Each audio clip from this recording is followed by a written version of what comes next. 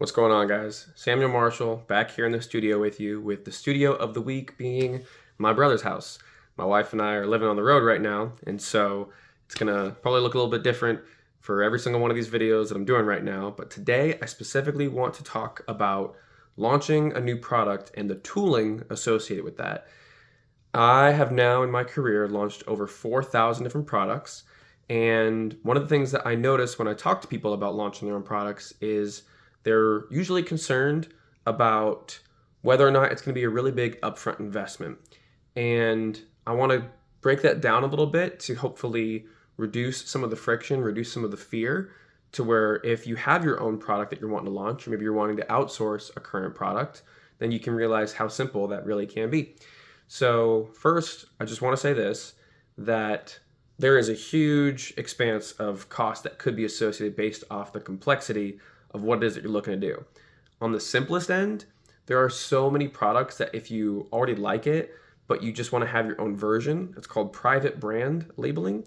And you could go to the factory that's already making this product that you like, let's call it Stanley Cups or whatever, right? And instead of having Stanley's name on there, you can have a nameplate created to put your name on there, and that could be just a couple $100, right? It could be very, very cheap, and then from then on, you get to have your very own branded cup or water bottle or you name it, and that little upfront investment, which pays itself off usually within the first order, is already good to go. Now, I'm going to go into some more realistic examples of what we deal with when we're getting a little bit more involved than just nameplating, right? Again, that's private brand labeling is the simple stuff. But if we're talking with something that has a little bit more upfront investment necessary, I'm going to use a smaller example and an example with some easy math to help you understand the process and some of the things that I have done in order to offset some of this cost, or in order to basically make it to where there was no ever like any really big hit to the budget, right? So a couple different options that you could do, and I just want to make sure I clarify this as well for anybody who may not be as familiar. Tooling is the process of getting all of the things that you need together for manufacturing to begin. So if you want to make a new product, the first thing you have to do is invest in tooling, which is the machinery that actually creates your product. After tooling is in place, then you can basically just start printing it off the line, right? So I put an example here together.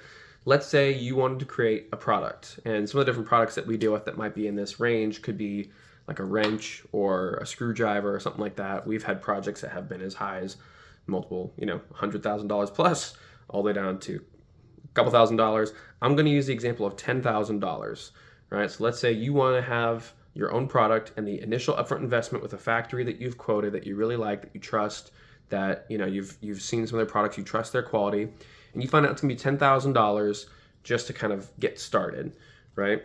Now let's say you've done your calculations for what your widget, for what your item would be, and it's $10. For the sake of this example, I'm just gonna say a wrench, right? So you wanna make your own wrench, $10,000 to get started, and then once you go to actually sell this wrench, you find out that the cost to you is going to be $10. That's the cost of everything from manufacturing to getting it shipped to your warehouse, etc.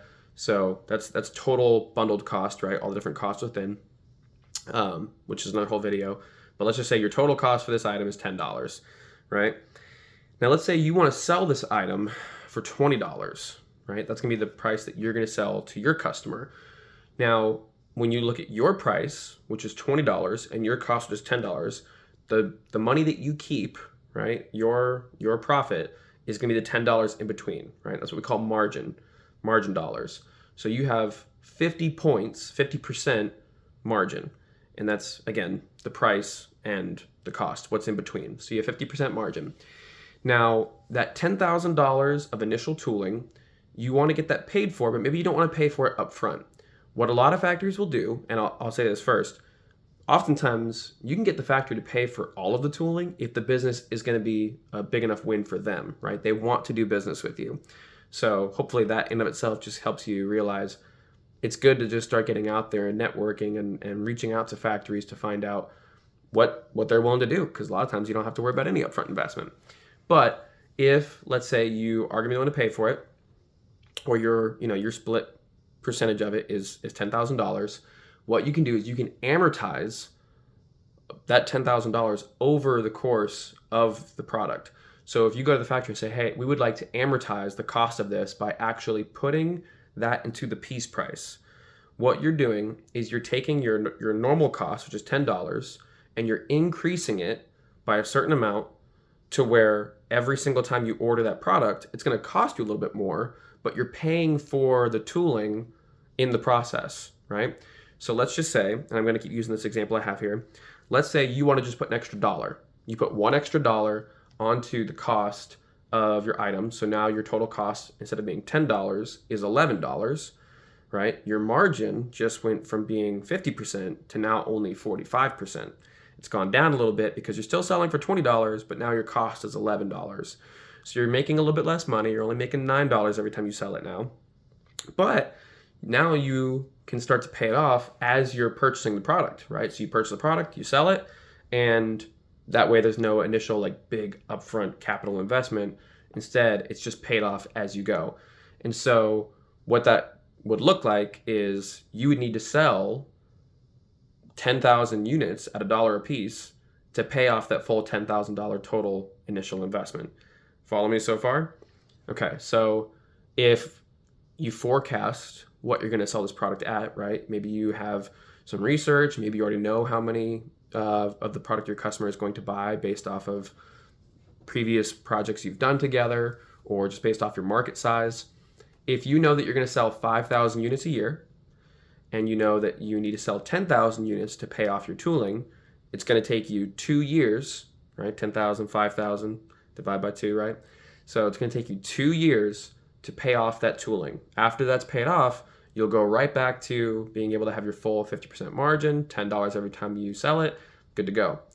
Now, just to show you how variable this can be and how you can play with the numbers to pay things off as soon as you want to, if you had a goal, I want to have all the tooling paid for within the first year, right? So now you have to pay off that $10,000 in the first year. All you have to do is increase your amortized cost from $1 to $2. When you do that, your total cost is now going to go from $11 to $12. Your margin now goes down a little bit, right? Instead of being 45%, it's now going to be only 40%. But now you only need to sell 5,000 units, your annual forecast, to pay off that entire tooling fee. And so this is kind of some of the variables and the levers that you can pull in order to get your product launched, not have to worry about this huge upfront investment out of the gate, and have it paid off at whatever time you would like to. Most of these numbers and these levers that you can pull are pretty easy to do so. It's actually a pretty flexible system. It's just based up to you and what your goals are. So if this was helpful, would love to get some feedback. And if you have any products of your own that you're wanting launched, would love to get the chance to help out.